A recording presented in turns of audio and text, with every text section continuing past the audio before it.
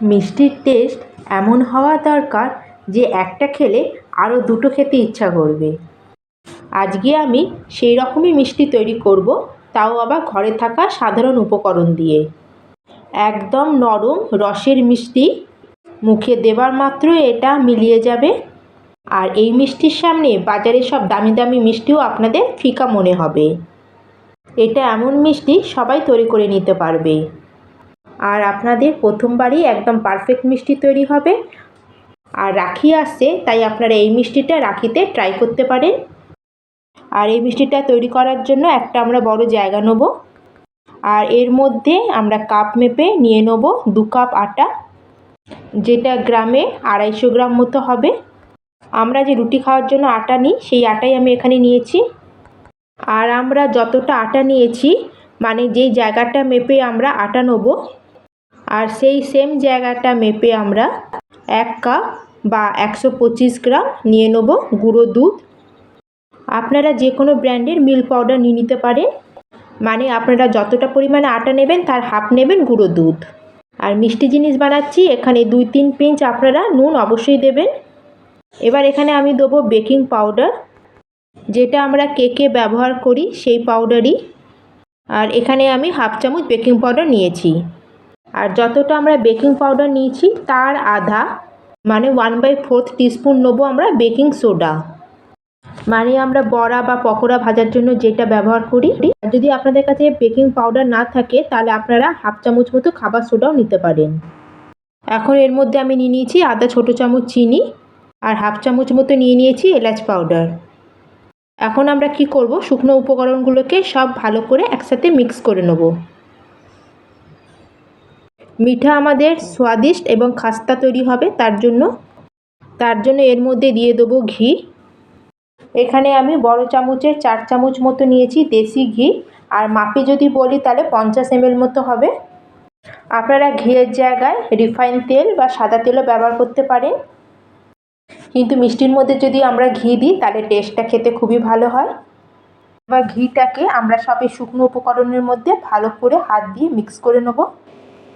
এবার সব কিছুকে আমরা এইভাবে হাত দিয়ে একটু প্রেস করে করে ভালো করে এগুলোকে মিক্স করে নেব।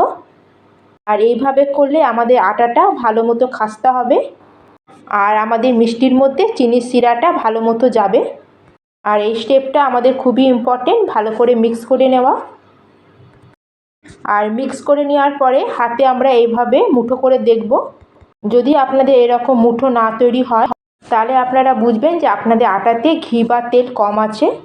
তাহলে তখনই আপনারা আরও 2 চামচ মতো ঘি বা সাদা তেল দিয়ে আটার সাথে ভালো করে মিশিয়ে আটাটাকে আরও খাস্তা করে নেবেন। আর আটাটা ভালো করে মিক্স করে নেওয়ার পরে আমরা এখানে অ্যাড করে দেবো দুধ। আর আমি এখানে সেম মেজারিং কাপের নিয়েছি 1 কাপ মতো দুধ। দুধটাকে আমরা একসাথে পুরো অ্যাড করব না, অল্প অল্প দুধ দিয়ে আমরা এটাকে মিক্স করব। এখানে আমি ফুটানো দুধ নিয়েছি, যেটা বেশি গরমও না আর বেশি ঠান্ডাও না, নর্মাল টেম্পারেচারের দুধ। 2 কাপ আটা আর 1 কাপ গুঁড়ো দুধের জন্য এখানে আমি নিয়েছি 1 কাপ দুধ। আপনাদের 1 কাপ থেকে 1-2 চামচ বেশি বা 1-2 চামচ কমও লাগতে পারে। আমরা ঘরে যেভাবে রুটির জন্য আটা মাখি ঠিক সেরকমই আমাদের আটাটা মেখে নিতে হবে। আর বন্ধুরা, আজকের যদি আমার এই রেসিপি আপনাদের একটু ভালো লাগে তাহলে ভিডিওটাকে লাইক করবেন, শেয়ার করবেন, আর চ্যানেলে যদি নতুন বন্ধু হয়ে থাকেন চ্যানেলটিকে প্লিজ সাবস্ক্রাইব করে দেবেন। আর এখানে আটা আমি মেখে নিয়েছি, এই দেখুন, বেশি হার্ডও করিনি বা বেশি নরমও আমি মাখিনি। আটাটা যেহেতু আমরা ঘি দিয়ে একটু খাস্তা করেছিলাম সেজন্য আটাটা আমাদের প্লেন মাখা হবে না, এই রকম টেক্সচার থাকবে ভেতরে। এরকম হলে আপনারা বুঝবেন আপনাদের আটা মাখাটা একদম পারফেক্ট হয়েছে, তার মানে আপনারা যে আটাতে যে খাস্তা দিয়েছেন সেটা একদম পারফেক্ট আছে।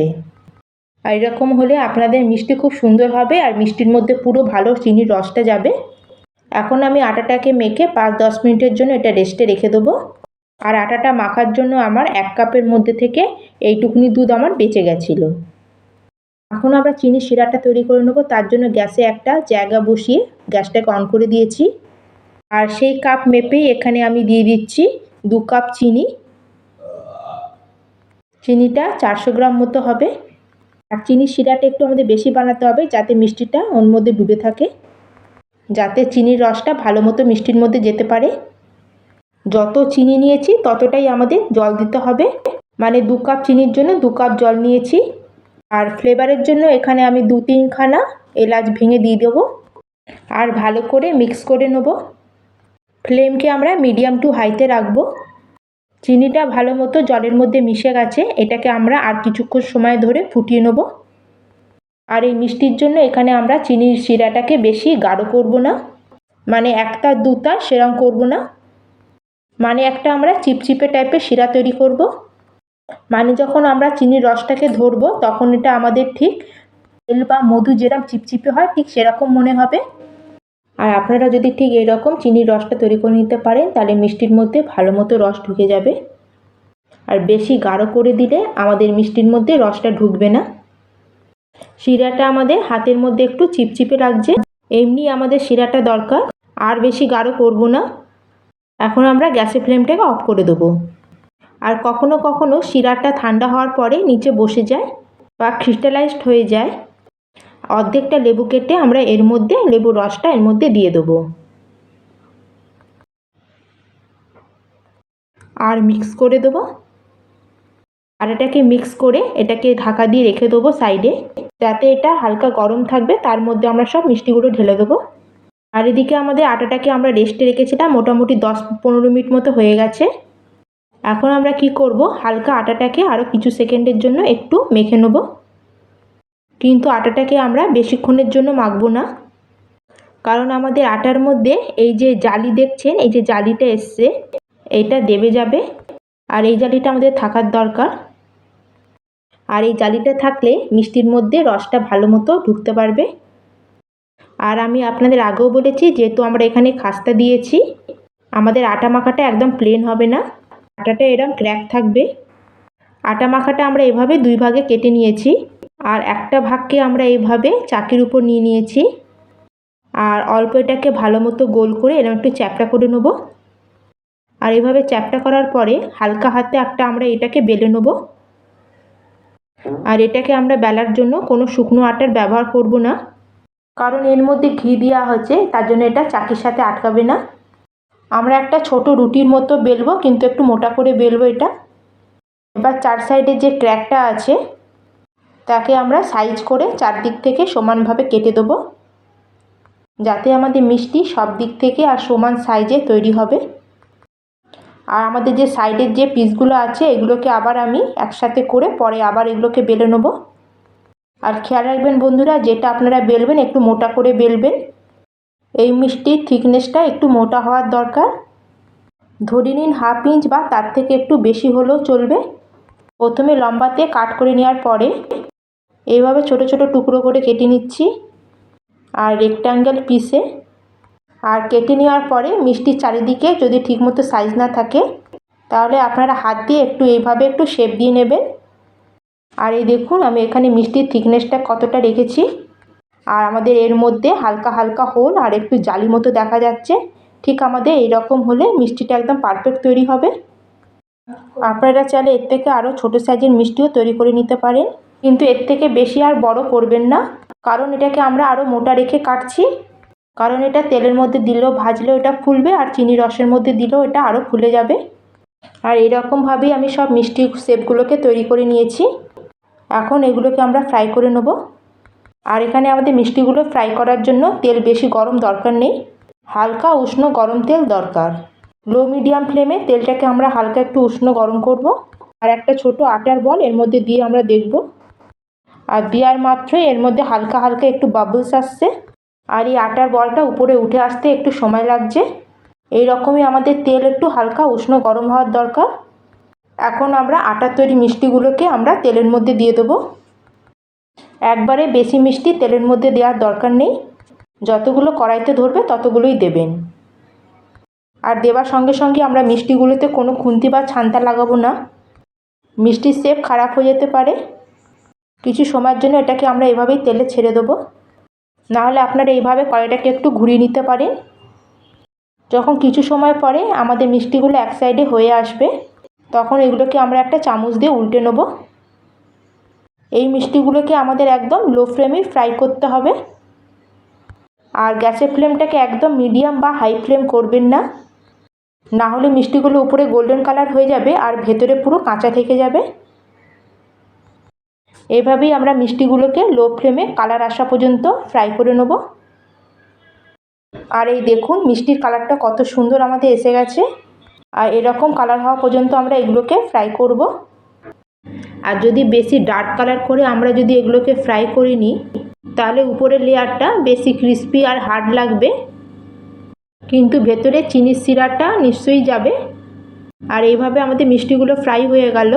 আর এইভাবে আমরা মিষ্টিগুলোকে ফ্রাই করে ডাইরেক্ট এগুলো হালকা গরম চিনির রসের মধ্যে দিয়ে দেবো। আর যদি শিরাটা মনে হয় যে ঠান্ডা হয়ে গেছে তাহলে একটু গরম করে নেবেন। আর ঠান্ডা রসের মধ্যে কিন্তু মিষ্টিগুলো দেবেন না, তাহলে কিন্তু মিষ্টি চিনির রসটা শোক করতে পারবে না।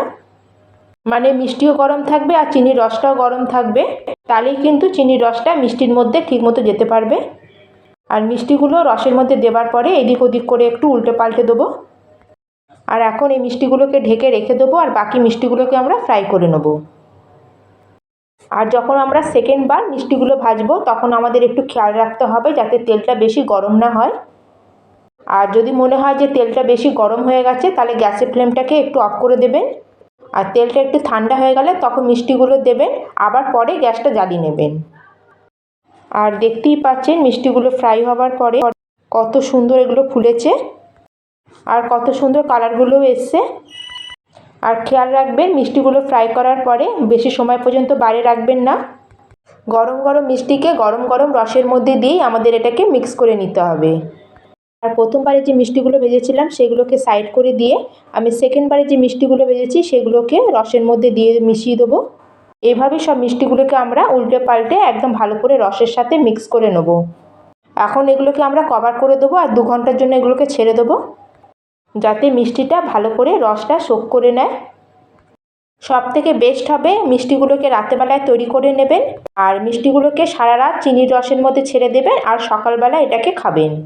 তাতে খুবই সুন্দর আপনাদের মিষ্টি তৈরি হবে।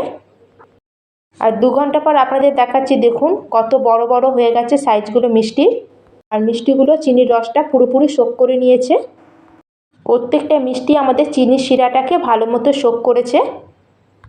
আর এই দেখুন কত জুসি আমাদের মিষ্টি তৈরি হয়েছে। এখানে আমাদের আটার তৈরি রসের মিষ্টি তৈরি হয়ে গেছে। এই মিষ্টিটাকে আপনারা বাইরে 2 দিন পর্যন্ত রাখতে পারবেন আর ফ্রিজে 4-5 দিন পর্যন্ত রেখে এটাকে আপনারা খেতে পারবেন। তাহলে আপনারা অবশ্যই একবার এইভাবে মিষ্টি বানান আর আপনাদের অনুভূতি আমার সাথে শেয়ার করবেন।